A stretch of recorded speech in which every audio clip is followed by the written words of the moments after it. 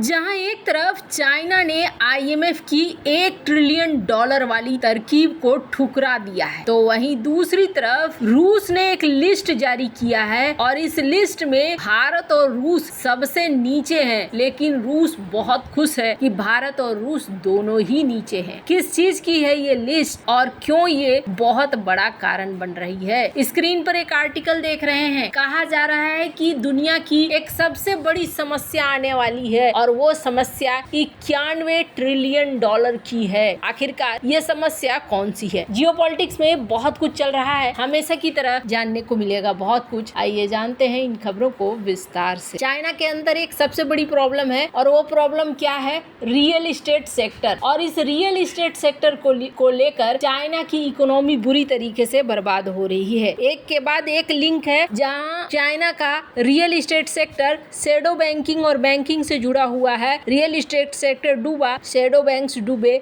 Banking system डूबा और इससे जनता का पैसा भी डूबा। तीनों चीजें एक साथ आ रही है, जिसकी वजह से IMF ने कुछ चीजें सुझाई है। ये इसलिए सुझाया है क्योंकि IMF दुनिया के दूसरी सबसे बड़ी इकोनॉमी को समझाना चाहता है और IMF ने कहा कि सुनो, तुम्हारे पास एक ही उपाय है और इससे तुम सारी समस्याओं का समाधान कर सकते हो और वो समाधान है 5.5% अपने GDP का निकाल दो और निकाल कर इसका इस्तेमाल कर लो और सीधे के सीधे $1 ट्रिलियन कम से कम होगा। इसको तुम निकाल कर इन प्रॉपर्टी के ऊपर सीधे लगा दो। कहने का अर्थ ये है कि इन प्रॉपर्टी को नियम के तहत बेचने के बजाय इनको फाइनेंशियल सपोर्ट दे दो और इस $1 ट्रिलियन से तुम्हारी इकोनॉमी एक बार फिर से पटरी पर आ सकती है। लेकिन झेंग जेंगजिन जो IMF के एग्जीक्यूटिव डायरेक्टर हैं चाइना के लिए, इन्होंने कहा कि नहीं जी, ऐसा नहीं चलना चाहिए और चलना ये चाहिए कि जो rule of law of principle है हम उस पर चलेंगे, यानी कि जो नियम है उस नियम पर ही चलेंगे। गवर्नमेंट डायरेक्ट यहाँ पर अगर फाइनेंशियल सपोर्ट देती है तो ये आने वाले समय में कई तरह की समस्याएं खड़ी कर सकता है, इसलिए हम डायरेक्ट ऐसा कोई भी सपोर्ट देने को नहीं जा रहे हैं। वैसे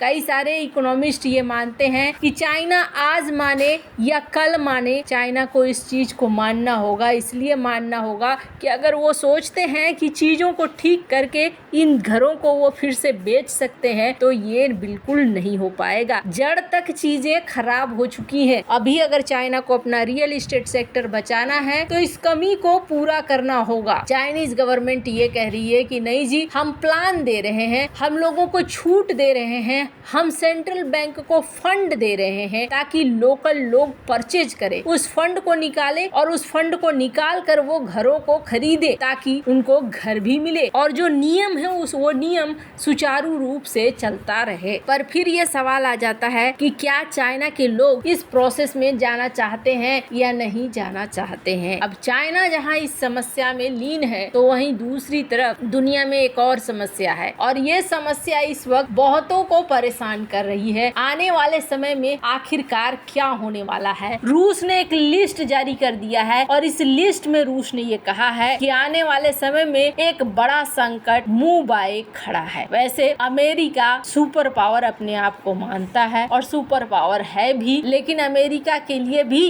कई तरह की समस्याएं यहाँ पर रखी हुई हैं। अब सवाल उठता है कि क्या भारत इससे प्रभावित होगा? बिल्कुल, दुनिया का हर देश प्रभावित होगा। इसलिए प्रभावित होगा क्योंकि अगर अमेरिका में कोई समस्या आती है तो ये समस्या पूरी दुनिया की होगी। वैसे आपको बता दूं, स्क्रीन पर एक आर्टिकल देखिए, जिस आर्टिकल में CNN का ये आर्टिकल है और कहा जा रहा है कि दुनिया एक ऐसे समस्या पर बैठी हुई है जो समस्या $91 ट्रिलियन की है। क्या है ये समस्या? ये समस्या है कर्जे की समस्या और ये जो कर्जे की समस्या है ये समस्या लगातार बढ़ती जा रही है। वहीं दूसरी तरफ रूसी प्रवक्ता को सुन रहे हैं, ये कह रहे हैं कि जो समझ रहा है अमेरिका और अमेरिका के ऊपर जो कर्जा बढ़ रहा है ये अमेरिका का जो और की चाहत है ना, इस वजह से अमेरिका के ऊपर ये कर्जा बढ़ता चला जा रहा है। स्पुतनिक इंडिया ने एक लिस्ट जारी किया है। इस लिस्ट को अगर आप देखेंगे तो इस लिस्ट में आपको G20 के देश दिखेंगे, जिसमें यूनाइटेड स्टेट इसके ऊपर 104, इसके ऊपर जो कर्जा है वो कुछ कर्जा इस तरीके से ये बता रहे हैं, स्क्रीन पर आप देख सकते हैं एक नंबर पर अमेरिका है, दूसरे नंबर पर जापान है, तीसरे पे इटली, यूनाइटेड किंगडम, चौथे पे फ्रांस, कनाडा, ऑस्ट्रेलिया, जर्मनी और इस तरीके से ये पूरी लिस्ट दिखा रहे हैं। Saudi Arabia, Mexico, Brazil, South Africa, China, तुर्की, रूस, इंडोनेशिया और भारत। ये जो इस लिस्ट में दिखा रहे हैं, इस लिस्ट में कह रहे हैं कि रूस और भारत के ऊपर अभी भी कर्जा बहुत कम है। ये कह रहे हैं कि अमेरिका के ऊपर अगर बात करें तो भारत से 80 गुना ज्यादा कर्जा है और 50 गुना ज्यादा कर्जा है रूस से। यहाँ की जो स्थिति है वो स्थिति क्या चुनाव के बाद और भी ज्यादा बदलने वाली है। स्क्रीन पर एक आर्टिकल देखिए। ये प्रश्न किया जा रहा है कि क्या अमेरिका रिसेशन के दौर में जा रहा है, क्या पॉइंट्स इसी तरफ दिखला रहे हैं क्या। वैसे इसके बारे में बहुत ज्यादा कुछ कहा नहीं जा सकता है, पर एक चीज देखने को मिल रहा है। वॉरेन बफेट जो कि बड़े ही दिग्गज कारोबारी हैं, इन्होंने एप्पल से अपने 50% लगभग शेयर हैं जिनको बेच दिया है। 277 बिलियन डॉलर का इन्होंने यहाँ पर गेम कर दिया है। और ये क्यों किया है, क्योंकि आने वाला समय कैसा होगा ये कहना मुश्किल है। वैसे दुनिया में जो ये उथल पुथल मची हुई है, इस उथल पुथल के बीच में कर्जा एक बहुत बड़ा कारण है। खुद CNN ने भी इस चीज को माना है कि दुनिया में एक बड़ा संकट है, कर्ज का संकट। ये संकट और भी ज्यादा बढ़ सकता है। वैसे आपको बता दूं, चीजें बदल रही हैं, कई सारी चीजें हो रही हैं जिसकी वजह से कहा जा रहा है कि आने वाले समय में एक बदलाव देखने को मिल सकता है। इकोनॉमी एक अलग रूप में जा रही है। अगर ऐसा होता है तो क्या होगा? अगर दुनिया की इकोनॉमी में बड़ी गिरावट आएगी ना, तो सबसे बड़ा चीज ये होगा और युद्ध की ये संभावनाएं दुनिया को एक दूसरे से दूर करेंगी